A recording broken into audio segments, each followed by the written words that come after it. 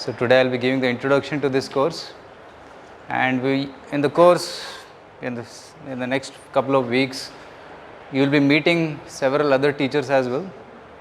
Okay, we have multiple teachers coming and teaching, so you'll see different faces in different sessions. Sometimes same teacher may take 1 or 2 sessions as well. So before I begin this topic for today, I want to ask you, why did you choose this course? Yes, anybody from here? Why did you choose this course? Or what are you looking forward to in this course?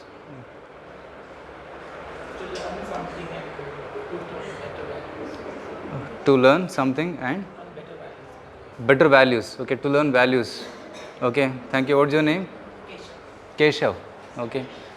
In fact, Bhagavad Gita was spoken by Keshava. Krishna's other name is Keshava. Okay. Any response from here? To learn moral values. Okay, thank you. What's your name? Gun. Gun means quality. Oh, very nice. Okay. Interested in Mahabharata, would like to know more about it. Okay, you're interested in Mahabharata and like to know more about it. Yes, there's one full session dedicated to Mahabharata. Lessons, leadership lessons from the Mahabharata. So we are going to teach it. Yes. Any response from here? What are you looking forward to in this course?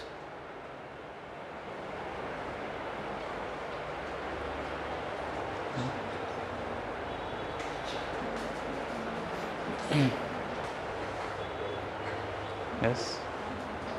Blank. So whatever I teach, you will accept it.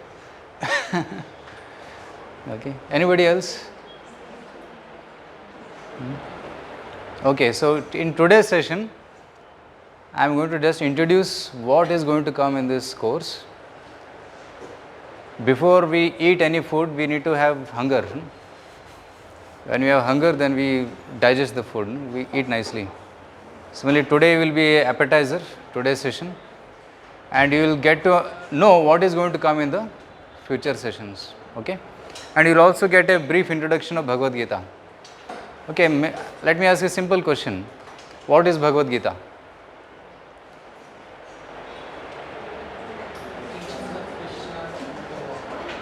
Teachings of Krishna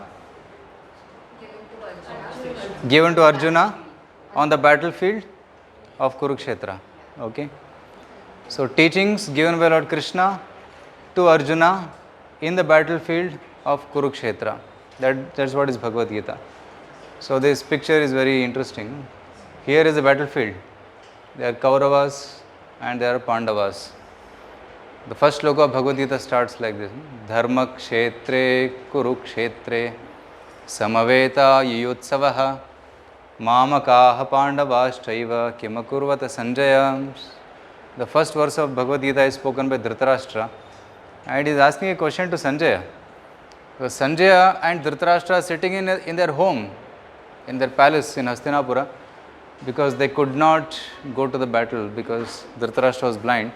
And he is asking a question to Sanjaya, please tell me what is happening on the battlefield of Kurukshetra. Now, how Sanjaya could see it? Because Sanjaya had, you might have heard something called telepathy. We have television nowadays. Now we have live streaming. So, in that time, people had this power to connect to a far distant place and then see. So, that's called telepathy. Even it's scientifically proven that two people sitting far distance can talk to each other. It is scientifically proven, without any gadgets, through the mind they can talk. So Sanjay was seeing what is happening in Kurukshetra and narrating to Dhritarashtra. So Dharma kshetre Kurukshetre samaveta yutsavaha mamakaha pandavas shaiva kim akurvata Sanjaya. What did Pandavas and Kauravas do? So that was a question asked by Dhritarashtra. That's how Bhagavad Gita begins. And Bhagavad Gita is spoken in the middle of Mahabharata. It's a portion of Mahabharata. Mahabharata is a great epic of India. It is the greatest epic of the world. There is no book as big as Mahabharata. There is no book containing so many characters as Mahabharata. And there is no other book as thrilling as Mahabharata. So there is a foreign author, he came and read Mahabharata, and after reading Mahabharata, he concluded, this must be written by God. Because no ordinary man can compile such a wonderful book. And that's true also. It's compiled by Veda Vyasa, who is a literary incarnation of the Lord Krishna. So one of the avatars is Veda Vyasa. So it's Mahabharata contains 1 lakh shlokas, and in between Mahabharata is Bhagavad Gita. So any guesses how many verses are there in Bhagavad Gita? There are 700 verses in Bhagavad Gita. Only 700. Okay. Mahabharata is 1 lakh shlokas. Bhagavad Gita contains only 700 shlokas. But in these 700 shlokas, Krishna has summarized the entire teachings of the Vedas. Right? It is Bharatamrita Sarvaswam Vishnu Vaktrad Vinisritam. It is coming from the mouth of Lord Krishna, and it is the essence of Mahabharata. And it is kept in between the Mahabharata. Like anything very valuable, you keep it in between, right? Suppose you have a nice earrings, golden earrings or golden necklace. You keep it in a box and pack it up nicely. Then you keep it in your locker and safely lock it. Similarly, Vedavyasa has kept Bhagavad Gita in middle of Mahabharata, in the beginning of the battlefield of Kurukshetra. It's a very, very interesting situation, because generally when we study some subject, we study in a peaceful environment like this. A classroom with table, chair and maybe board, discussing something very deeply. But this Bhagavad Gita was taught in a battlefield, not in the classroom. The highest philosophical, the topmost philosophical subjects were discussed at the battlefield of Kurukshetra. That makes it even more interesting. And that's why Lord Krishna is appreciated as a wonderful teacher, the best teacher. Why? Because he can convert any classroom, any situation into a classroom. Indicating that our life is also like a battlefield. And in this battlefield of life, if we are attentive, then we can learn many lessons through the life. Arjuna learned wonderful lessons from Krishna in the beginning of the battle of Kurukshetra. We'll discuss more details about it. What did he learn? What are the subjects he learned? What are the questions he had? So we'll discuss that. No? And Bhagavad Gita is a dialogue, it's not a monologue. Arjuna is asking questions and Krishna is giving answers. Okay?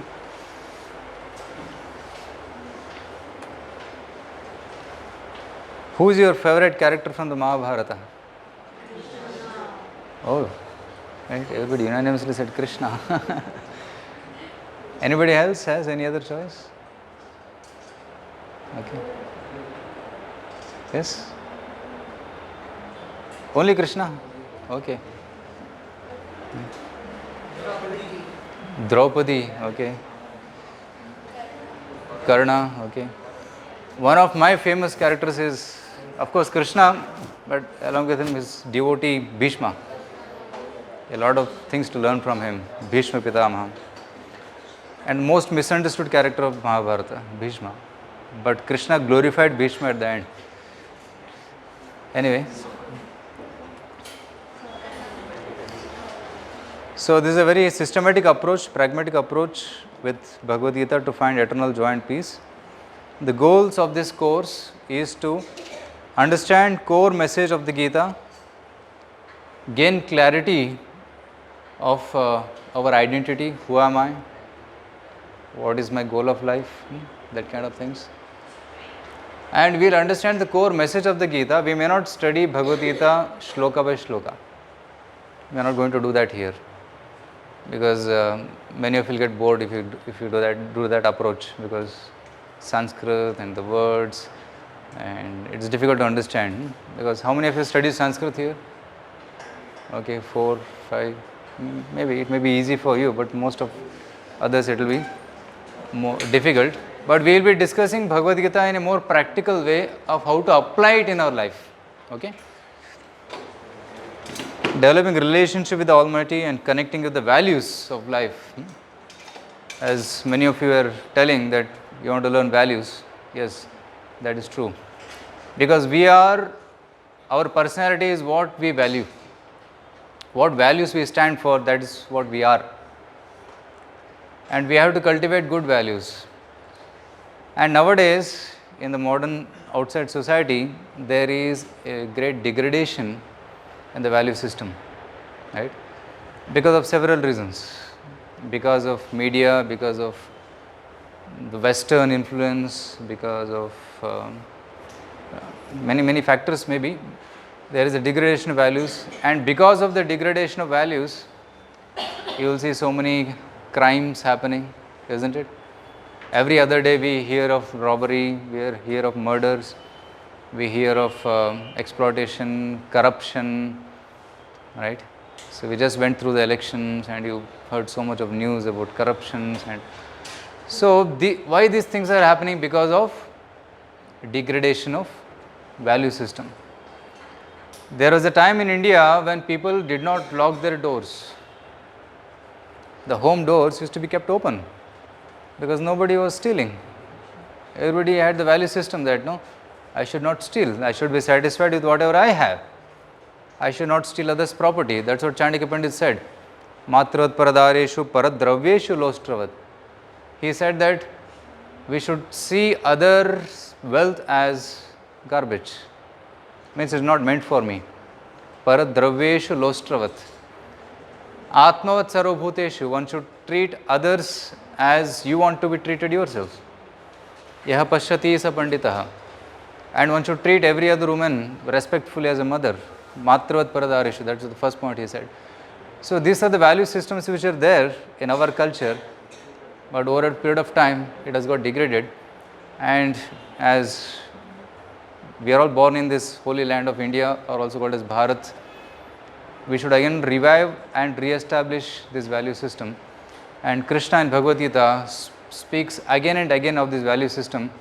In the 13th chapter, he speaks about it in the 16th chapter, several places, about 20-25 values he speaks about, and what do they stand for and how it can be practiced.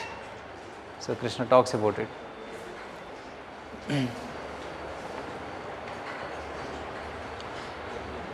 So at the end of the program, the students will be able to understand and apply the wisdom of Bhagavad Gita for self-development. Okay, it will help for your own self-development, and as well as to solve the problems of the modern world at all levels, such as social, economical, cultural and political fields. Because Bhagavad Gita is a book which can be applied in all fields. Right? Krishna himself was a king. Arjuna was also a king of the Pandavas. Of course, Yudhishthira was the king, but all 5 Pandavas were Kshatriyas. They were all powerful. It is said in Bhagavad Gita that this knowledge was learnt by the kings of the society. Evam parampara praptam imam rajarshayo viduhu. Raja Rishi. Raja means a king, Rishi means a saintly king. The saintly kings in the past learnt this knowledge, and this knowledge was passed on from one king to the another king. This is called as parampara. But generally nowadays people have the conception that Bhagavad Gita is only meant for sadhus. That's the wrong conception. And another wrong conception is Bhagavad Gita is meant for old people who are about to die. कोई मर रहा है तो ठीक है भगवद गीता पढ़ो उनके लिए. No. So Bhagavad Gita is meant for kings, the leaders of the society. Krishna says in Bhagavad Gita, Yadyad achariti shreshtas tattat evetaro janaha sayat pramanam kurte lokastad anuvartate. The 5th chapter, Lord says that the leader should set the high standard. And when the leader sets a high standard, then all other people will follow. Generally for children, parents are the trendsetters. Whatever standard parents set, the children automatically follow. Similarly, in the society at large, whatever standard the leader sets, the kings or the politicians or the film actors, cricketers, nowadays they are the kind of leaders because people follow. Anybody who has a following, he is the leader. Whatever trend they set, common people will follow, right? There was one film actor who used to set a trend of smoking cigarette, right? Chain smoking. And even in movies also he used to smoke and release the smoke in different fashionable ways. And all the youth who were following him, they also started following the same pattern, isn't it? So if the leader sets a wrong trend, then down the line people also follow the wrong standard. But if the leader sets the high standard, the right standard, I don't say the high, but the right standard, then common people will also follow the right thing, isn't it? Like when I was a small child, maybe 7, 8 years old, I was playing with my friends in the park and I found some 10 rupees note. It was 1995 that time. I brought to my mother and said, Mummy, I got 10 rupees, I'll go and buy chocolate. Mother said, where did you find this? I found it on the bench in the park. He said, okay, you take it, keep it there and come back. I said, why? No, whoever has lost it, he will come searching. So he'll find it, it belongs to him, not to you. I said, okay. I went, kept it and came back. So what did the value I learned from this? Yeah? Yeah? Yeah, we should not pick up others' wealth, or we should not try to enjoy others' wealth which is not meant for me, isn't it? So I learned the lesson of being honest, being truthful, right? Don't try to take others' wealth. Be satisfied. If I want chocolate, I can ask my mother, she would give me. Why should I go and take others' wealth and eat? Isn't it? So that left a very strong impression in my mind that I should not be greedy for others' money and I should be satisfied with what God has given me. So in this way, small values, they help us to build our character. And characters are like the foundation of the building. Like this building is almost 8-9 stories tall. Now how strong the foundation must be. So for the building to stand strong for several years, several decades, the foundation has to be very strong. Similarly, all of us, we are trying to build our career, our life. It's like a building. But if you fail to put a strong foundation, then what will happen? The building will collapse because of lack of character. We have seen many successful, so-called successful people, rich people, famous people with millions of followers. Because of lack of character, they lost all their reputation. Right? Because there was a famous president of one famous country, then he had an affair with his secretary and then such a big position, but all the character was lost, all the reputation was lost, right? Because of one's wrong step, right? So a leader or a great person is defined like this: a person who has ability to tolerate provoking situations, he is great. A person who can tolerate provoking situation, he is a great person. Suppose one person, there was an engineer, he was supposed to build a bridge, a cement bridge, and that cost certain amount of money. But the one politician, he came and said, I'll give only this much, you have to make in that much only. But he said, no, it will be weak. The bridge will be weak. But the politician said, no, I need to pocket some money. I'll give this much. So you make this bridge only this much budget. So this engineer did not agree. Why? Because if he makes the substandard bridge and later it collapses, then so many people's life will be at risk, isn't it? So he stood for the value of doing his duty nicely and not compromising. Although there is a provocation in front of him that he can get crores of rupees, isn't it? This is called as value system. So we should stand strong with values and principles. So Bhagavad Gita will help us to make our foundation very strong, and that will help you to bring change in the society at all levels. Okay, social, economical, cultural, political fields. Okay, the objective of this course is to enable students to understand the core concepts of Gita and its implications in the modern world. Of course, I'll share this with you and what are the course outcomes, but I'll get into the topic right away. Okay, today we'll just briefly discuss what is Bhagavad Gita, in what context Bhagavad Gita was spoken, and the important position of Gita in the Vedas, and the three sources of knowledge, 5 important topics of the Gita, and relevance of Bhagavad Gita in the modern context. Okay, and if you have paper and pen, it's better to note down, because it is said that a faint pen is better than a strong memory, because we tend to forget things, isn't it? And it's a 3 credit course, so there will also be tests in between. Okay, so evaluations will be there, and the questions will be coming from whatever we are teaching in the class. Okay, there will be no out of syllabus questions. So whatever we are teaching in the class, they will be asked, the questions will be asked from them. Okay, so what is Bhagavad Gita? Song of God. It's written there. Bhagavan means God. Gita means song. The song sung by the Lord is Bhagavad Gita. It's not in prose format, it is in poetry. Dharma kshetre kurukshetre samaveta yutsava. Like this we sing Bhagavad Gita. It is a poem. And it is a chandas, anushtup chanda. It's very beautiful chanda. So Bhagavad Gita, Ramayana, they are all written in this anushtup. Directly spoken by Krishna. It's a conversation between Arjuna and the Supreme Lord Krishna.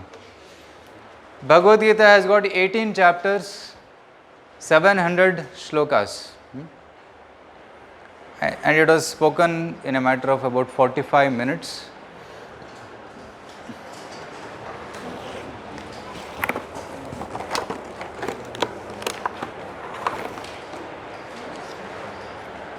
So this is the Bhagavad Gita. So whatever we are teaching is from this Bhagavad Gita. Of course, although it is 700 shlokas, but there are about 1000 pages in this, because a lot of explanations and commentaries. Each shloka of Bhagavad Gita is like a zip file. And you start unzipping the zip file, you'll find so many wonderful explanations, meanings coming out from it. Of course, we cannot concoct our own meanings. We should try to understand the meaning as Krishna told it to Arjuna.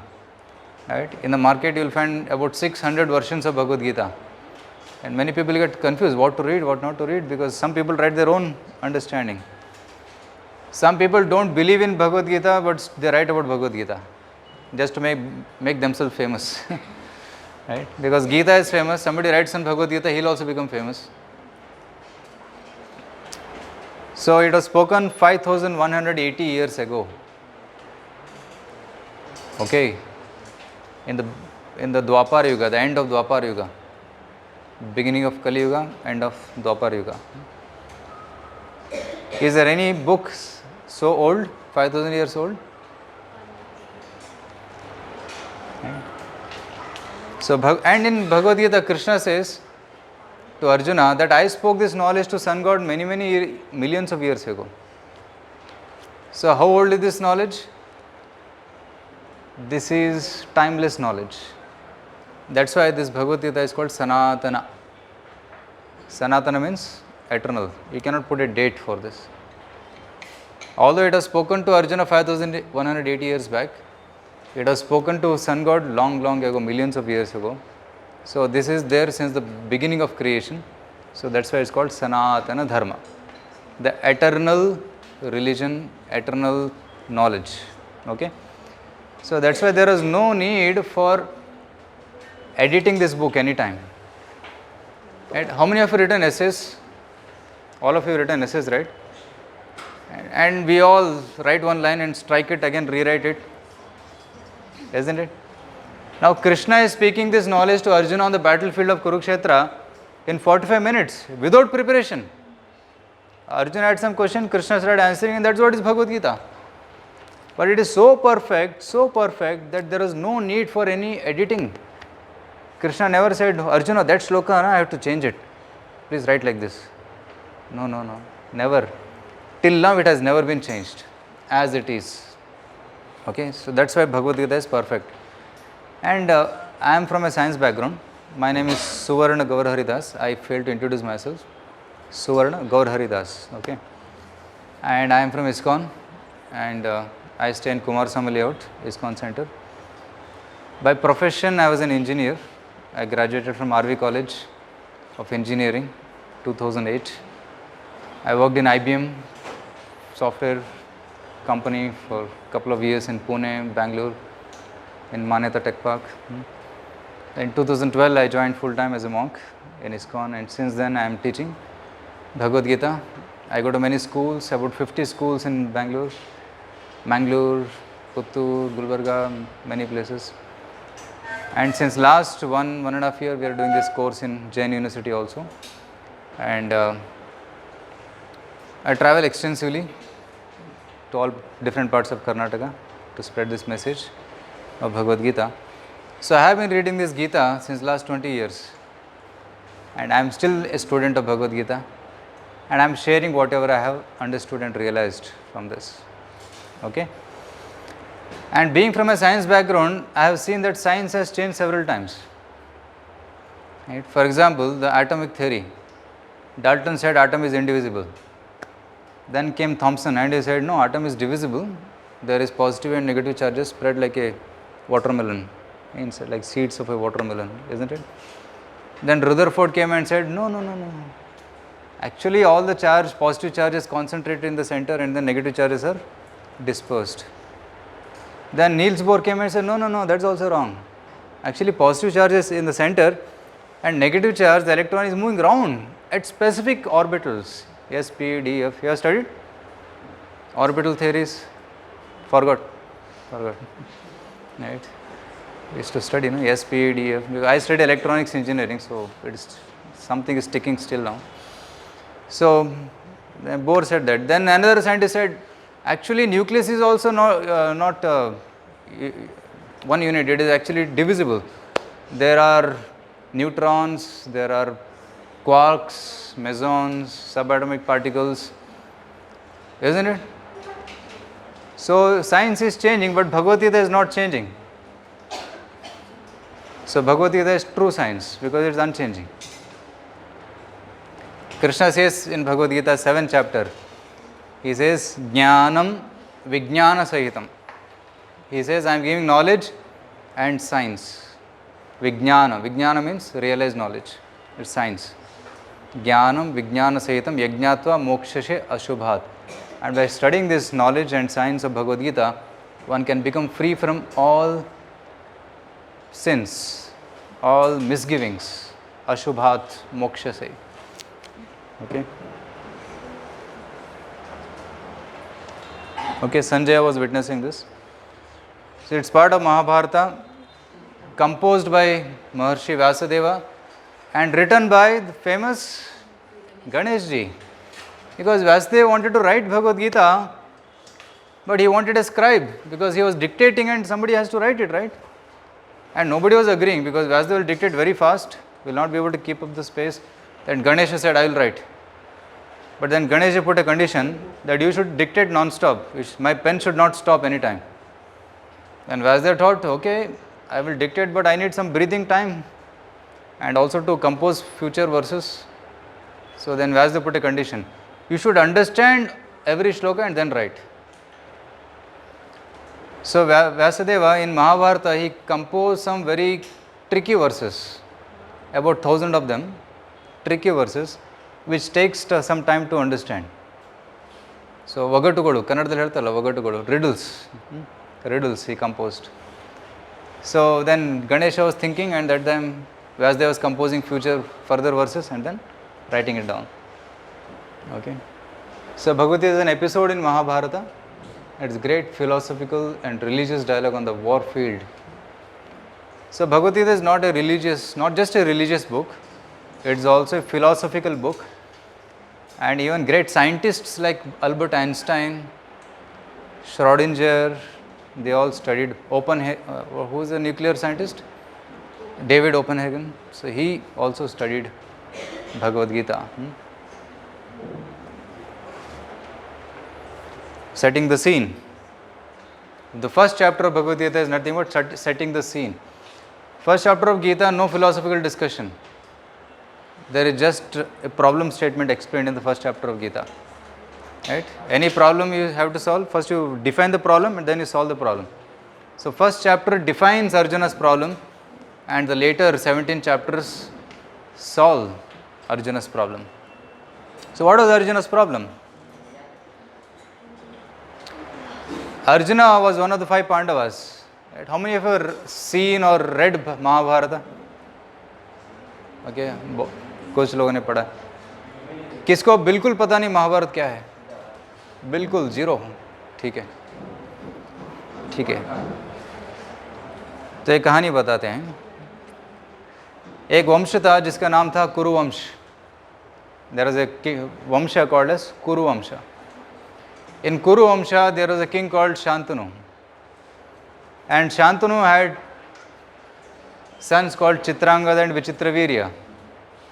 And both had wives called Ambika and Ambalika. But both the Chitrangada and Vichitravirya died without any children. So, अभी वंश को कौन बढ़ाएगा? But then there was another son Bhishma, but Bhishma had taken a vow that I will never get married. I will be a brahmachari. So then Shantanu's wife, right, she got tension, what to do now? Satyavati her name was.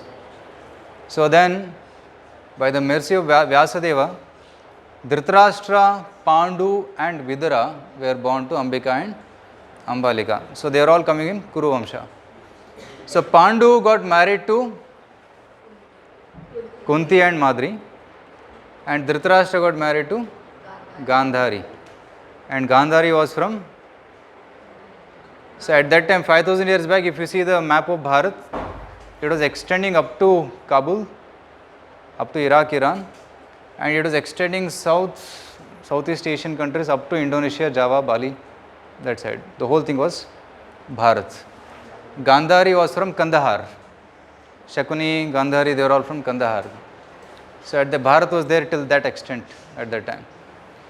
So Pandu had 5 children: Yudhishthir, Bhima, Arjuna, Sahadeva. Okay, 5 Pandavas. Then Gandhari had 100 children headed by Duryodhan, Dushasan and many others. Okay. Dhritarashtra was blind, so Pandu was the king. But Pandu was very saintly king, so he was very much attached to staying in the forest with the sages and learning from them. And while in the forest he died, and Pandavas were very, very small. They were small children, toddlers. And Kunti came back with the 5 children to Hastinapur from the forest. And legally, Yudhishthir was supposed to be the king, next king. But Dhritarashtra thought, this is a wonderful chance. I am acting on behalf of Pandu. Now chair is mine. Let me keep it for Duryodhan. So Dhritarashtra made all plots to kill the 5 Pandavas, isn't it?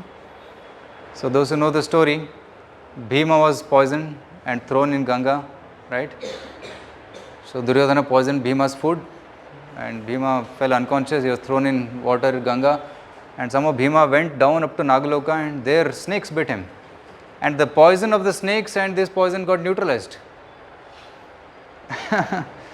So then the Varuna, who was the king of the Nagaloka, so he gave him some nectar, by which he got the strength of 10,000 elephants. He came back.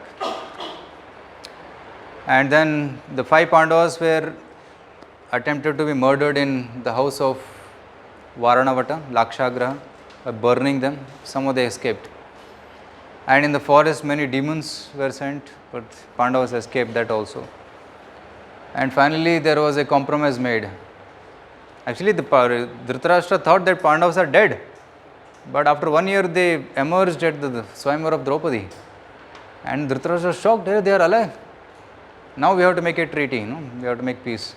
So Dhritarashtra said, okay, you take Khandoprastha and we will keep Hastinapur. And Khandoprastha was a desert land. Nothing grows there.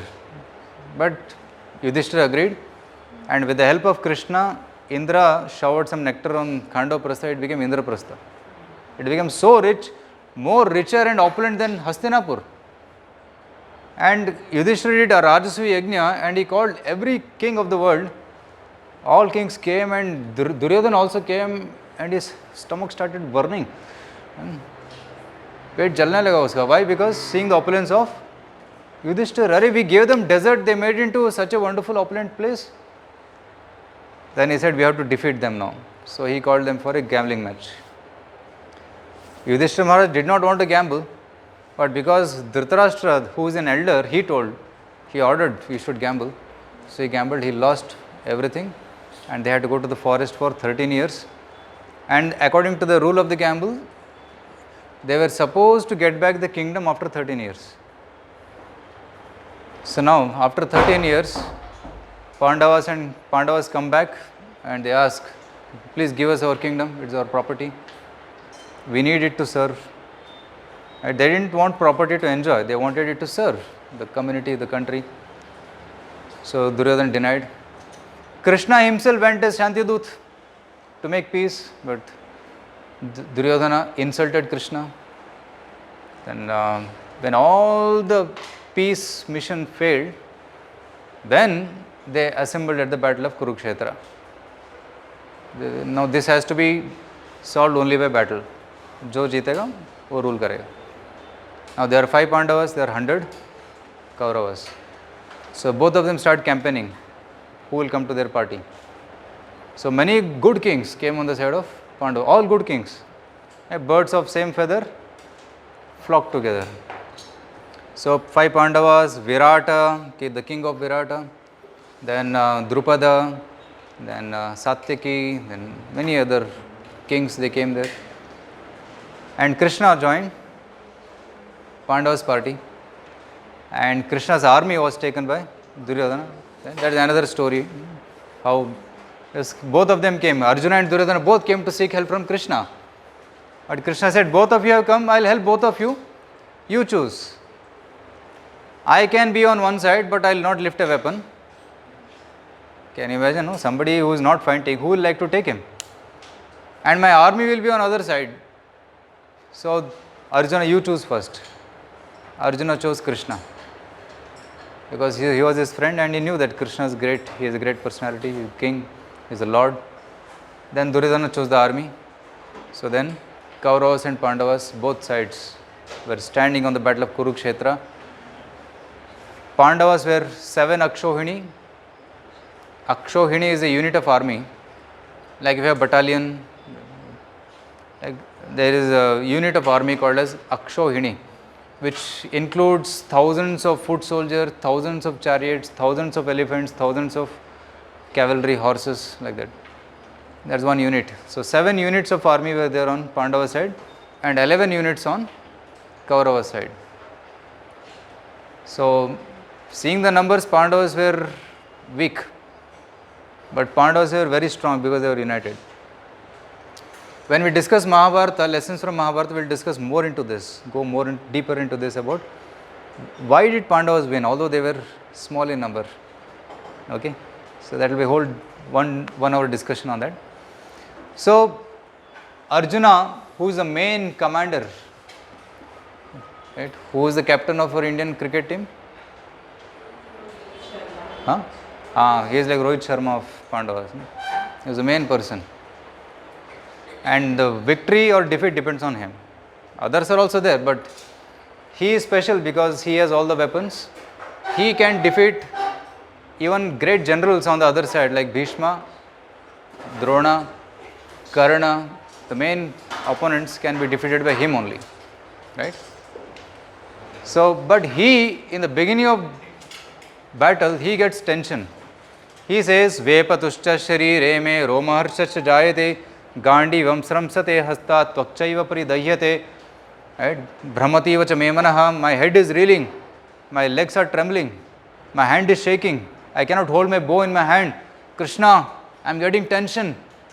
He keeps his bow, sits down with his head in his hand. Can you imagine the greatest general of the Pandavas? He gets stressed.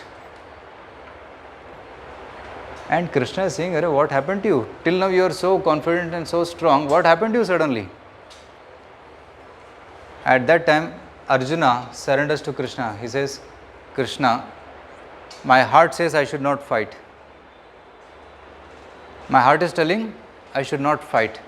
And he gives 5 reasons. 1, 2, 3, 4, 5. We will discuss later those 5 reasons. Because of these 5 reasons, I don't want to fight. And one of the reasons is so many people will be killed.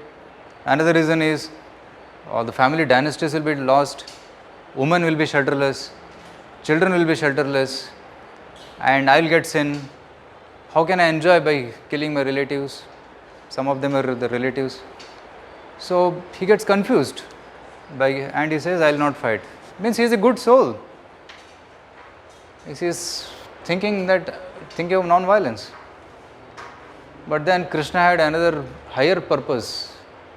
See, although some of them are your relatives, but they are doing adharma, and they disrobed Draupadi, they tried to cheat you in the gambling match, they tried to kill your brother Bhima, they did so many atrocities, and if they continue to be as the king, how much more wrong they will do. As a commander, it's your duty to punish them and give justice to all the people. So you have to forego the lower principle for the higher principle, isn't it? So Bhagavad Gita teaches you various levels of dharma. Dharma is not black and white. For example, telling truth is dharma, isn't it? Telling lies is adharma. It's very clear. That's what we have been taught. Telling truth is dharma, telling lies is adharma. But are there any cases where we have to tell lies? Yes, when? Yeah? To when others, to save others' life, sometimes you may have to. For example, there was one person standing on the road. There was a person standing on the road, and one cow went running in front of him. It went very fast running, and behind came one person with a knife in his hand. Kahan gaya ho? Kahan gaya ho? And he asked this person, did you see any cow running here? Can you tell me which direction it went? So what should he say? Show the wrong direction. His direction mein gaya. Why? Because to save life is more important than telling truth. Right? So there are different levels of dharma or principles which we need to follow. For example, soldier has different duties. One of the first duties is to take care of his family, his children, and there is another duty which is to protect the country. Okay, suppose tomorrow he gets a call, my dear so and so sergeant, you are requested to report at the border within 2 days. What he should do? He should immediately pack up his luggage and go. Why? Because that is a higher duty to protect the country, right?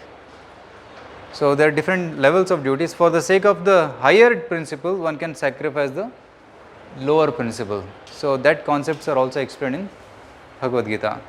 So now Arjuna was in confusion. So to remove his confusion, Krishna spoke Bhagavad Gita.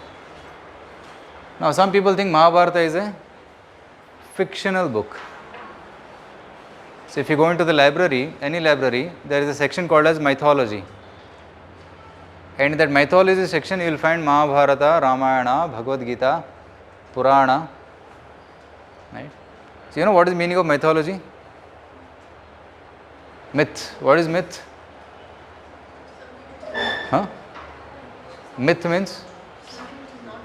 Mithya. The word myth comes from the Sanskrit word mithya. Mithya means sullu, that which is not true. Jhoot hai. Can you imagine they are putting Mahabharata, Ramayana into the section where it is mythology, means that which did not happen. But is it like that? Is Mahabharata a fact or a fiction? How many of you think it is a fact? How many are doubtful? Doubtful. Okay, those who raise your hands that it is a fact, can you give me some proof? How do you prove that Mahabharata actually happened? What are the evidences? Yes, there are evidences. I have many evidences. What? Dwarka. Yes, Dwarka. A very powerful evidence. What is there in Dwarka? Yes. Yes. So, Dwarka was actually submerged. At the end of Mahabharata, it is written that Krishna submerged entire Dwarka into the ocean because Dwarka was an island. There is a bridge connecting Dwarka city to the land in the Arabian Sea. And when Krishna ended his Leela, Krishna submerged entire Dwarka in the ocean. And now scientists, researchers have gone inside and seen the remnants of the Dwarka fort. And when they start digging on the shore, they found many temples, one temple after another, one below the other.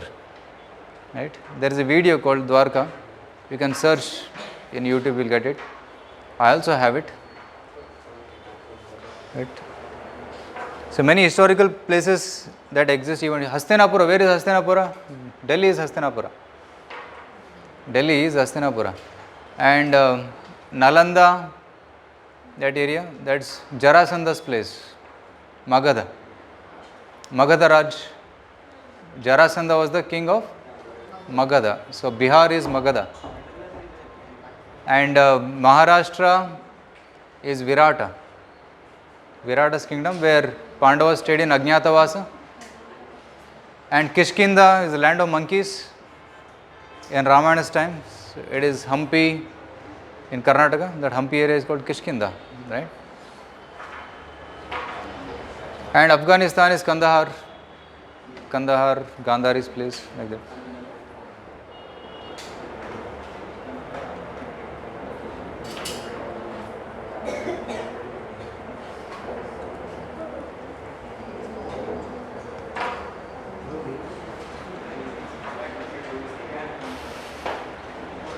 See the video on Dwarka. Once upon a time, an ancient Indian legend begins. There was a city called Dwarka, a city so wondrous and beautiful that Hindu scriptures describe it as a fairy tale kingdom. Dwarka boasted 900,000 royal palaces, all constructed with crystal and silver and plenteously decorated with huge emeralds. The city was filled with birds and bees flying about. There's some Discovery Pleasure gardens. Discovery Channel. Over this magical kingdom was the handsome, generous, and much adored Krishna, the Hindu god of devotion.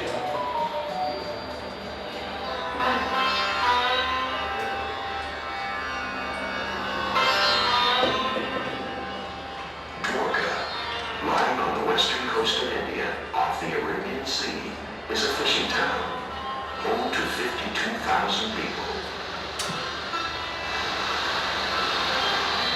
It shares the same name as the legendary magical kingdom described in the ancient Hindu scriptures. But the only similarity between the two today are the thousands of pilgrims who come here to worship Lord Krishna, the Hindu god of devotion.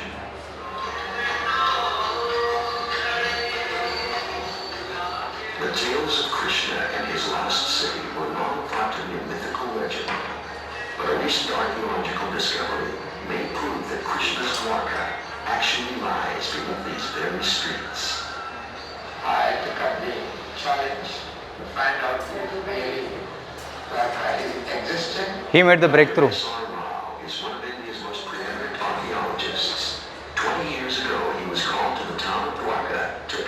recreate this temple. We came to remove a modern building which existed here because that was obstructing the view of the temple. During what he thought would be a simple excavation, he came upon an amazing discovery. An ancient temple lying intact, just beneath the first one. Then we started digging further deeper in order to know if there are earlier temples. What he found was layer upon layer of temples, built one on top of the next. 3 millennia of history in just 100 feet of soil. But it was beneath the last temple that Rao came across an amazing find that would change his life forever. Shells, pottery shards, and iron artifacts. What appeared to be the remains of a city washed over by the sea. Rao immediately thought of the stories from his childhood. Could these be the remains of the lost city of Dwarka? The answers, Rao believed, lay in the pages of the ancient Hindu scriptures of the Mahabharata. Krishna's Dwarka is only one story in this legendary Hindu epic. Written in the ancient language of Sanskrit, the Mahabharata is the longest poem in the world, and to Hindus as sacred as the Christians' Holy Bible.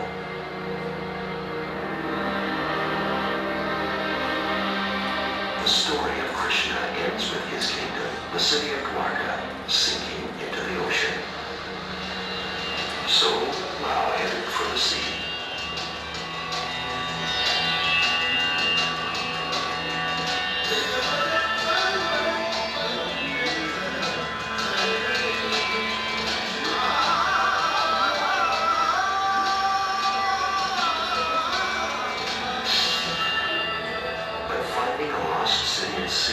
Would prove to be a challenge. But the question was where we look for this submajesty of God. And you see show that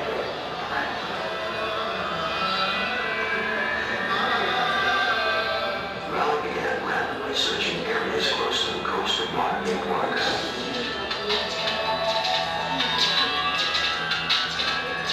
Indian Sea had murky waters, and he had imagined.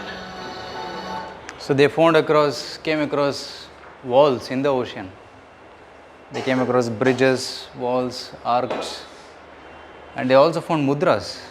That's one of the important things. on the day we found these blocks of stones used for construction. 70 feet beneath the waves lay the remains of what appeared to be an underwater metropolis. Massive sandstone walls, streets with cobbled stones, a drainage system, and a huge gate all pointed to a large city.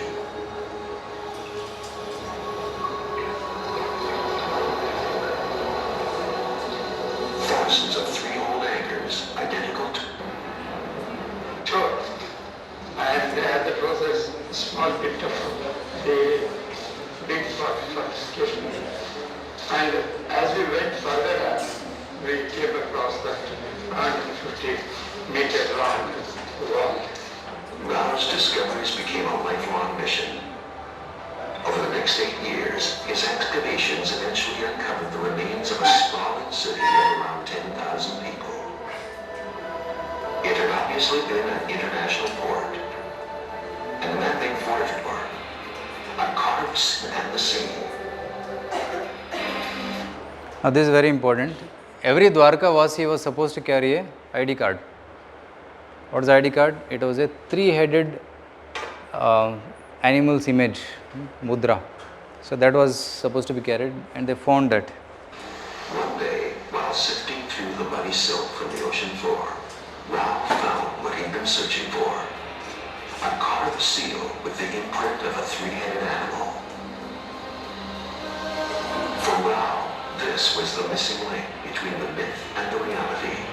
For in the Mahabharata, this seal is described in the exact same way. Known as a mudra, it is an identification card carried by residents of Krishna's Dwarka. It actually says it is the duty of the God to see that every citizen carries a mudra.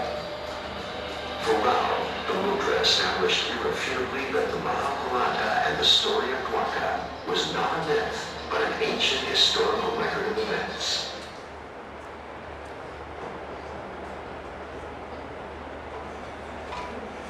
So if Mahabharata is true, then Bhagavad Gita is also true. Krishna is true, Arjuna is true, so everything becomes true, right?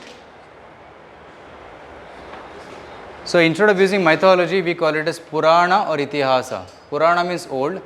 The Puranas means that the old history, not of this world but of the whole universe. The histories of the universe are there in Puranas. Itihasa means traditional account of former events. So Mahabharata is a Itihasa. Itihasa, that which happened. So that's called Itihasa. And Mahabharata, Vedas are very difficult to understand. It's a very complicated language. Upanishads, the Rig Veda, the four Vedas, very difficult to understand. But Mahabharata is in a story format. Everybody can understand. So Mahabharata was written for common people. So Vedas are so vast. Vedic knowledge has Shruti, there is Smriti, there are four Vedas and Samhitas, Brahmanas, Aranyakas, Upanishads, Upavedas, Vedangas, there are Shrutis. And Smritis are the books which explain the Shrutis in the form of stories and case studies. And in them is Puranas, 18 major Puranas, 18 minor Puranas and Itihasa. So Mahabharata is part of Itihasa and Bhagavad Gita is part of Itihasa, which is part of Smriti. Okay.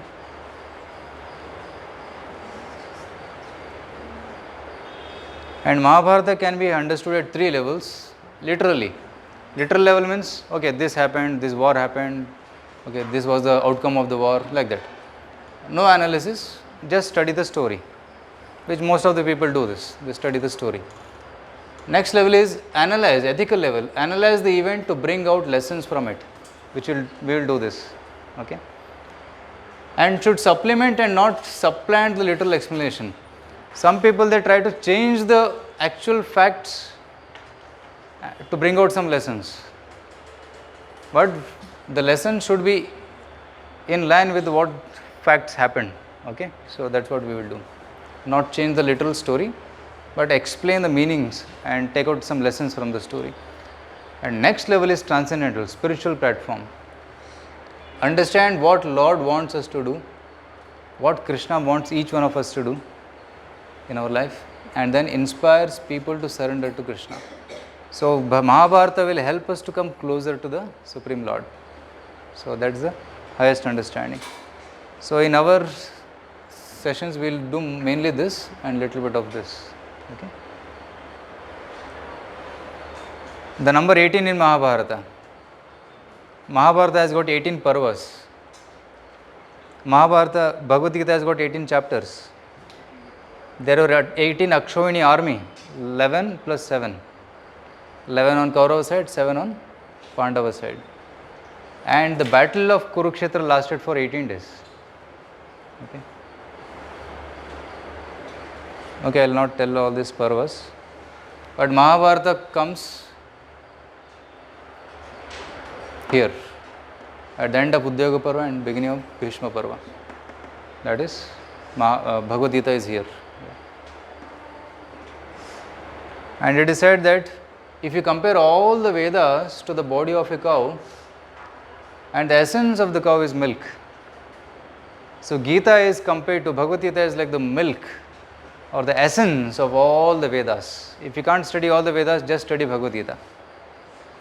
And who is giving this milk? Krishna. Krishna is milking. And Arjuna is the calf who is drinking. And after calf drinks, some milk remains that all of us are drinking.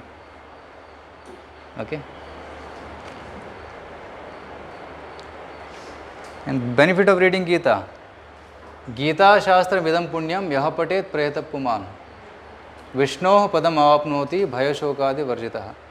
One who reads Bhagavad Gita with great sincerity, he will become purified and he will go to Vishnu Loka, the spiritual world. Bhayashokadi Varjitaha. He becomes free from all fear and all lamentation. हृदय से डर भाग जाता है. So Arjuna, after studying Gita from Krishna, he became fearless. He said, I will do whatever you say, Krishna, I will fight now. Karishye vachanam tava. At the end of Gita, Arjuna says, I will fight now and I will win this battle. So that's how confident he became. Okay, this is a little technical thing. I will not get into this. Yeah, now these are the main 5 topics of Gita: Ishvara, Jiva, Prakriti, Kala and Karma. So in this course, we will be studying these 5 topics in detail. About Ishvara, who is God. About Jiva, who am I? Generally we think I am a boy, I am a girl, I am this body, I look so beautiful, I am fair, I am dark, I am fat, I am short. But is that my real identity? Right? But actually Bhagavad Gita says, actually we are not this body, but we are the soul, the spark in this body. Right? Just like the car cannot move without the driver, similarly this body doesn't move without the driver, who is the soul. So scientifically we will study about the soul. There are a lot of videos, a lot of activities from which you will understand the soul. Don't get scary by using the word soul or Atma. Right? It is actually a very simple and easy thing to understand. And then Prakriti, what is this nature? And how nature was created? And what are the true problems in this nature and how to solve those problems? What is time and what is karma? This is also very interesting topic, karma. Why bad things happen to good people? इतना अच्छा आदमी है, उसको cancer हो गया, उसका accident हो गया, and उसको डिफेमेशन केस आ गया. So many things will happen. Why bad things happen to good people, and sometimes we see why good things happen to bad people. So for that we should understand deeply the concepts of karma, right?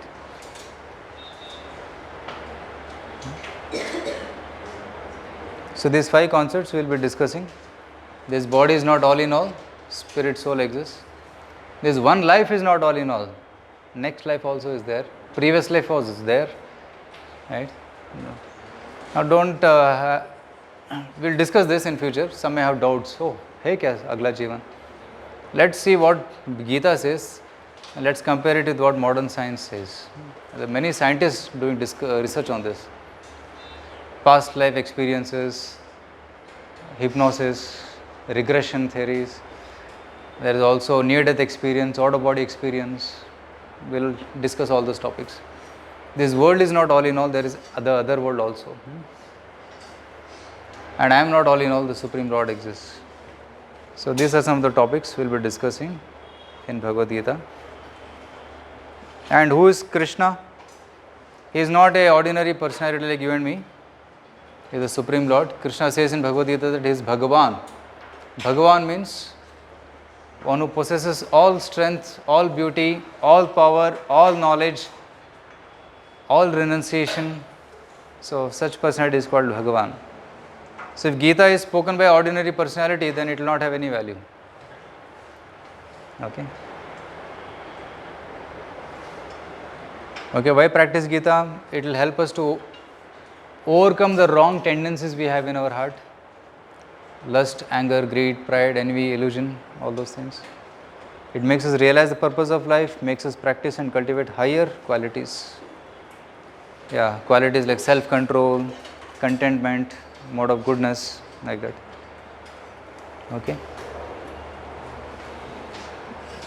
Let me know till what time is this session? 1:10 or 1:20? Okay, then I'll wind up now with one last slide. Yeah, just 2 more points.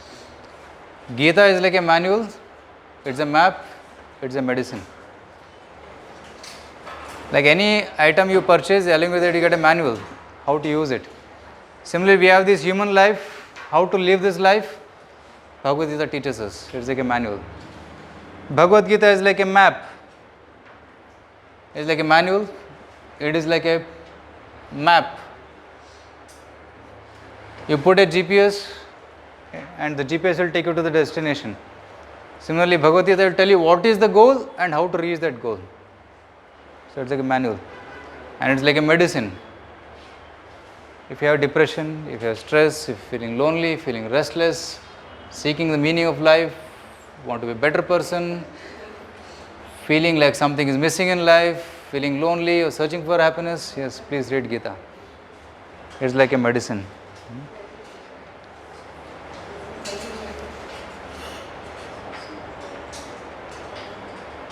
So we'll just end with some 2-3 quotations from what scientists say. Can somebody read this quote, what Albert Einstein says? Can you read?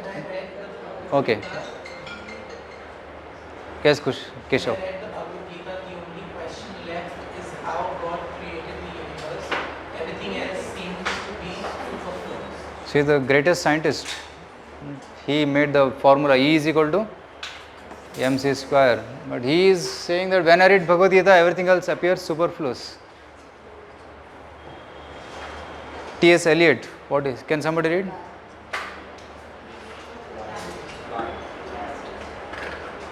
Yeah, you can read. The balance of mind which few highly civilized individuals such as Arjuna, the hero of Bhagavad Gita, can maintain in action is difficult for most of us even as observers.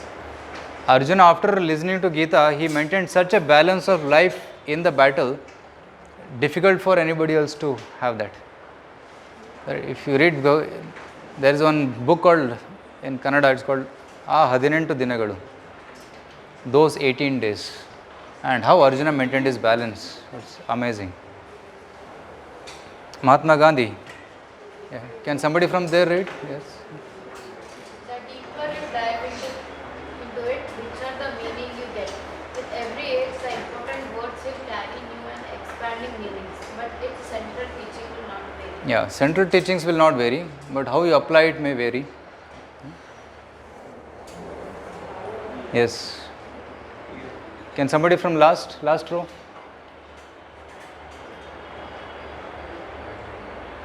Yes. Let the Gita be to you a mind of diamond, as it has been to me. Let it be a constant guide and friend on life's way. Let it light your path and dignify your labor. Yes. Bye.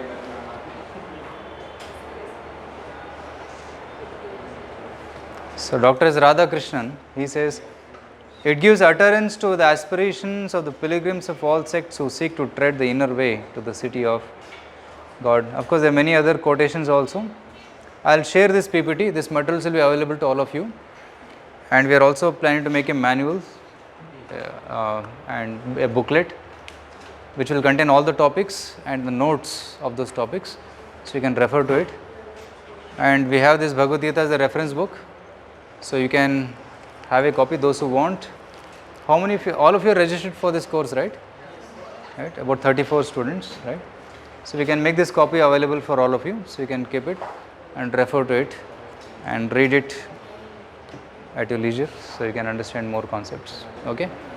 So I'll pause here. Are there any questions, any doubts regarding this course?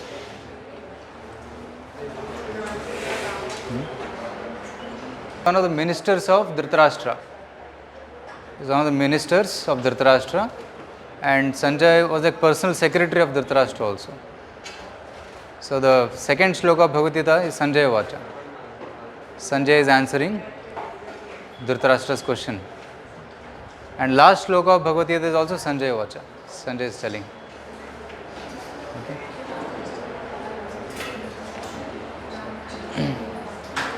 Okay, so any questions you have, I'll just give my number.